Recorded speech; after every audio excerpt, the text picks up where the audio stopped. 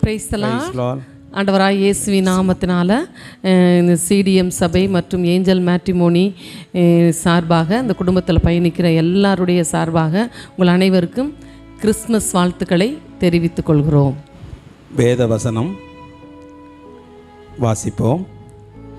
ஏசாயா 9ஆம் அதிகாரம் 6வது வசனம். நமக்கு ஒரு பாலகன் பிறந்தார், நமக்கு ஒரு குமாரன் கொடுக்கப்பட்டார், கர்த்தத்துவம் அவர் தோளின் மேல் இருக்கும், அவர் நாமம் அதிசயமானவர், ஆலோசனை கர்த்தா, வல்லமை உள்ள தேவன், நித்திய பிதா, சமாதான பிரபு என்னப்படும். ஆம், அருமையானவர்களே, ஆண்டவராகிய இயேசு கிறிஸ்து நாமத்தினாலே இந்த கிறிஸ்மஸ் கொண்டாடுகிற எங்கள் ஏஞ்சல் குடும்பத்தார் அனைவருக்கும், சிடிஎம் சபையார்களுக்கும் ஆண்டவராகிய இயேசு கிறிஸ்து நாமத்தினாலே உங்கள் வாழ்த்துக்களை சொல்கிறோம். ஒவ்வொருவரையும் இந்த ஆண்டு ஆண்டவர் அற்புதமாய் நடத்தி வந்திருக்கிறார் என்பதை நான் விசுவாசிக்கிறேன். கர்த்தர் பெரிய காரியங்களை செய்து கொண்டிருக்கிறார். ஆமென். அருமையானவர்களே, இந்த நாட்களிலும் கூட ஆண்டவராகிய இயேசு கிறிஸ்துவின் பிறப்பின் நற்செய்தியை ஏசாயா தீர்க்கதரிசியின் வார்த்தை இப்படியாக சொல்லுகிறது. வாசிங்க. அவருடைய நாமம் அதிசயமானவர். ஆமாம் அருமையானவர்களே, அவர் நாமம் அதிசயமானது. அவர் அதிசயமான தேவன். அவர் ஒருத்தர் தான் இந்த பூமியில், இந்த உலகத்தில் அதிசய பிரபு, அதிசயமான தேவன், அற்புதமான கர்த்தர். அவர் நேற்றும் என்றும் என்றும் மாறாத தேவன். அவர் ஒருத்தர் தான் அதிசயம். அடுத்து வாசிங்க. அவர் அதிசயம் அப்படின்னா இந்த உலகத்தில் எப்படின்னா அதிசயத்துக்கு என்னன்னா அது என்ன பிரமிக்கத்தக்க அப்படின்னு சொல்லலாம். யாராலையுமே செய்யவே முடியாது. அப்படிப்பட்ட அவர் அது அதிசயத்துக்கு அவர் ஒருத்தர் தான் ஆப்டானவர். அவர் மட்டும்தான் அதிசயமான காரியத்தையே செய்ய முடியும். அப்போ அவருடைய நேம் அதிசயமானவர். அவருக்கு மிஞ்சினது ஒன்றுமே இல்லை. செகண்டரி ஆலோசனை கர்த்தா. ஆலோசனை கர்த்தா. அவருக்கு மிஞ்சின ஆலோசனை இல்லை. அவருக்கு மிஞ்சின ஆலோசனை இல்லை. உலகத்தில் எந்தனையோ ஆலோசனை தேடி போகிறாங்க. ஆனால் தேவ ஆலோசனைக்கு மிஞ்சின ஆலோசனை உலகத்தில் இல்லை. அதை எப்படி சொல்லலாம்? நிறைய பேர் என்ன செய்கிறாங்க, படிக்கிறதுக்கு ஆலோசனை தேடி போகிறாங்க. குடும்பத்தில் ஒரு பிரச்சனைனா அதை எப்படி தீர்த்துக்கிறதுன்னு ஆலோசனை தேடி போகிறாங்க. வேலை, அந்த மாதிரி வேலை, என்ன வேலை பார்க்கணும், நான் என்னது படிச்சிருக்கேன் அப்படின்ட்டு போகிறாங்க. குடும்பத்தில் சண்டை சச்சரவுகள் பிரச்சனைகள் வந்துருச்சுன்னா அதுக்கு ஆலோசனை தேடி ஆலோசனை மையங்களுக்கு போகிறாங்க. அப்புறம் அவங்களுக்கு மனநிலைமை ஏதாவது பாதிக்கப்பட்டிருக்குது, எனக்கு ரொம்ப மன அழுத்தமாக இருக்குது அப்படின்னு நிறைய என்ன செய்கிறாங்க, ஆலோசனைகளை தேடி போகிறாங்க. ஆனால் இந்த எல்லாத்துக்கும் மேலான ஒரு ஆலோசகர் ஒருத்தர் இருக்கிறார்னா அவர் பேரே ஆலோசனை கர்த்தா. அவருக்கு மிஞ்சின ஒரு ஆலோசகர் பிரபு, அவருக்கு மிஞ்சின ஒரு ஆலோசகர் இந்த உலகத்தில் இல்லவே இல்லை. அவர் ஒருத்தர் தான். அவர்கிட்ட மட்டும் நம்ம போயிட்டோம்னா அவருக்கு தான் பேரே கொடுத்துருக்கு. அவர் தான் ஆலோசனை கர்த்தா. ஆமாம் அருமையானவர்களே, நீங்கள் ஆலோசனைன்னு சொல்லி மனசில் தேடி போக வேண்டாம். ஆண்டவரை தேடி தான் நீங்கள் ஆலோசனை கர்த்தர்கிட்ட தான் போகணும். உங்கள் குடும்பத்தில் எந்த ஒரு பிரச்சனையாக இருந்தாலும் அந்த ஆலோசனை கர்த்தர்கிட்ட, ஆண்டவரே நீங்கள் தான் அப்படி சொல்லி ஆலோசனை சொல்லுங்கன்னு சொன்னால், அவர் மாதிரி ஒரு ஆலோசனை சொல்கிறதுக்கு இந்த பூமியில் ஒருத்தர் இல்லை. அம்மாவை போய் இப்போ கேட்கலாம், அப்பாவை போய் கேட்கலாம், சொந்தக்காரங்களை போய் கேட்கலாம், மற்றவங்கள்ட்ட போய் கேட்கலாம், கவுன்சிலர் போய் கேட்கலாம். எங்கேயும் பிரயோஜனம் இல்லை. ஆலோசனை கர்த்தர் அவர்கிட்ட நீங்கள் போய் கேளுங்க. ஆண்டவர் பெரிய காரியம் செய்வார். மூன்றாவது, அவர் வல்லமை உள்ள தேவன். வல்லமைனா என்னன்னா சக்தி, மேலான சக்தி. அவர் சக்தியை பார்த்தீங்கன்னா அவர் செய்கிற ஒவ்வொரு காரியமும் அற்புதமான காரியமாக இருக்கும். அது கடலில் நடந்தாலும் சரி, சகைக்கு ரட்சிப்பை கொடுக்குறதாயும் சரி, எல்லாம் அவர் செய்கிற அத்தனை காரியமும் அதிசயமானது, அதிசயமான, எல்லாத்துக்கும் மேலான ஒரு சக்தி. அப்படின்னா அது நமது ஆண்டவராக இயேசு கிறிஸ்து மட்டும்தான் இருக்கு. நடக்காத ஒரு காரியத்தை நடக்க வைக்கிற ஒரு சக்தி, உருவாக்குற சக்தி, எல்லாத்தையும் மேன்மைப்படுத்துகிற ஒரு சக்தி, உயிர் கொடுக்கிற ஒரு சக்தி, வாழ வைக்கிற சக்தி.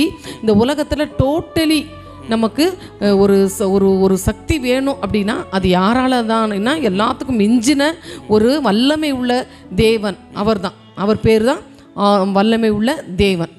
அதுக்கப்புறம் என்ன சொல்கிறாங்க, நித்திய பிதா அப்படின்னு சொல்லப்பட்டிருக்குது. அவருக்கு எத்தனை நேம் கொடுக்கப்பட்டிருக்கு பாருங்களேன். நித்திய பிதாவாம். நித்திய பிதான்னா இன்னைக்கு மட்டும் கிடையாது, நித்தியமா. நேற்றும் இன்றும் என்றும் என்றுமே அவர். அப்போ ஒரு மனிதனுடைய வாழ்க்கைக்கு ஒரு, ஏன்னா அவர் தமது சாயலாக தமது ரூபத்தின்படியே நம்மை உருவாக்கி இருக்கிறாரு. அப்போ நமக்காகவே இந்த உலகத்துக்கு வந்திருக்காரு. இத்தனை காரியமும் அவர்கிட்ட இருக்குதுன்னு சொன்னால், அப்போ ஒரு மனிதனுக்கு வாழ்க்கைக்கு முக்கியமே யார் அப்படின்னா இயேசு தான். அப்போ அவர் தான் என்னது நித்திய பிதா. என்னைக்குமே அவர் மட்டும்தான் நமக்கு பிதாவா இருக்க முடியும். அதுக்கப்புறம் பார்த்தீங்கன்னா சமாதான பிரபு என்னப்படும். சமாதானம் எங்கெங்கெல்லாம் போய் தேடலாம், ஆனால் இயேசு விட்டு இருக்க சமாதானம் மாதிரி எங்கேயுமே இருக்காது. ஆமென். உலகத்தை தேடி எத்தனை பேர் சமாதானம் தேடி போகிறாங்க, எங்கெங்கேயோ போகிறாங்க சமாதானம் கிடைக்கும் சொல்லி. ஆனால் இயேசுட்டு இருக்க சமாதானம் அது மாதிரி இருக்கவே கிடைக்காது. பாருங்க, ஒரு சில காரியங்களை சொல்லி பாருங்களேன், எப்படிப்பட்ட சமாதானம் ஆண்டவர் செய்வார். இயேசு கிறிஸ்து இருக்கிற சமாதானத்தை பார்த்தீங்கன்னா, சம்பவம் நிறைய பேர் என்ன செய்வாங்க, ஒரு ஒரு கணவன் மனைவி எடுத்துக்கிறோம், அவங்களுக்குள்ள ஏதோ ஒரு கருத்து வேறுபாடு, ஒரு புரிந்து கொள்ளாமல் இருக்கிறாங்க. அந்த ஒரு பிரச்சனையினால என்ன செய்யுது, அவங்க 2 பேருக்குள்ளேயுமே சமாதானம் இழக்குது. இப்போ மனைவி என்ன செய்கிறாங்க, ஒரு இடத்துக்கு போய் எங்கேயாவது போய் நம்ம போய் ஒரு சினிமா பார்த்துட்டு வரலாம் அப்படின்னு சொல்லிட்டு போகிறாங்க. அங்கே போனோடனே ஒரு 3 மணி நேரம் உட்காந்து என்ன செய்கிறாங்க, பார்க்குறாங்க. அந்த சினிமாலாம் முடிஞ்சதுக்கப்புறம் வீட்டுக்கு வந்ததுக்கப்புறம் பார்த்தா அவங்களுக்கு சமாதானம் அது கிடைக்கல. அதுக்கப்புறம் அந்த கணவர் என்ன செய்கிறாரு அப்படின்னா, குடும்பத்தில் ஒரு பிரச்சனை, பிள்ளைகளால் பிரச்சனை அப்படின்னா அவர் என்ன தேடி போகிறாருன்னா, இந்த ஒயின் ஷாப்புக்கோ இல்லை நண்பர்களை தேடியோ எங்கெங்கேயும் அவரும் போய் தேடி பார்க்குறாரு. ஒன்றும் கிடைக்கல. நிறைய பேர் என்ன செய்கிறாங்கன்னா, சமாதானம் கிடைக்கும்ட்டு நிறைய என்ன செய்கிறாங்க, புண்ணிய ஸ்தலங்களுக்கு போகிறாங்க. நிறைய பேர் என்ன செய்கிறாங்கன்னா, தன்னை என்ன அன்னதானம் போடுறது, தான தர்மம் பண்ணுறது, இதில் நமக்கு ஒரு சமாதானம் கிடைச்சிரும் அப்படின்னு என்னென்னமோ செஞ்சு பார்க்குறாங்க. அதனால் கிடைக்குமா? அதனால் கிடைச்சிருக்கா? யாராவது உங்கள்கிட்ட ஷேர் பண்ணியிருக்காங்களா இது வரைக்கும்? இல்லை, இது வரைக்கும் நானுமே அப்படி கேள்விப்படலை. ஏன்னா எங்கேயும் அது குறிப்பிட்ட நேரங்கள் வரைக்கும், குறிப்பிட்ட மணி நேரம், குறிப்பிட்ட ஒரு நிமிஷங்கள் வரைக்கும் தான் அந்த மனிதர்களால் வருகிற ஒவ்வொரு சமாதானமும். சிலவங்க என்ன செய்கிறாங்க, நல்லா நான் படிச்சிருக்கேன், நான் நல்ல ஒரு ஜாப்பில் இருக்கேன், அதனால் நான் நிம்மதியாக இருக்கேன்னு யாராவது சொல்லியிருக்காங்களா? இல்லை. அங்கே இருக்குன்னு சொன்னாலும் சமாதானம் இல்லை. இருக்காது. பொருள் இருக்குது, பணம் அதிகமாக சேர்த்து சமாதானம், அந்த பணம் இருந்தாலும் சமாதானம் இல்லை. இது வரைக்கும் நானும் கேள்விப்பட்டதில் இப்படி எதனாலும் இந்த உலகத்தில் பொருளினால், பதவியினால், அந்தஸ்துனால, பணத்தினால, தங்களுடைய பின்னணியத்தினால எதுனாலுமே என்ன செய்யலை, சமாதானத்தை ஒரு மனிதனுக்குள்ளே வாங்க முடியாது.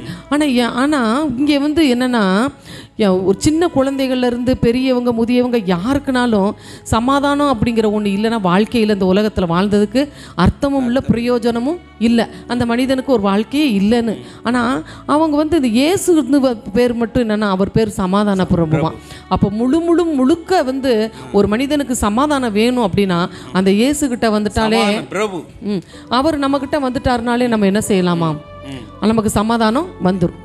அப்போ இவருக்கு பாருங்களேன், சமாதானம் இருக்கு, சமாதான பிரபு பாருங்க, அவர் நித்திய பிதா.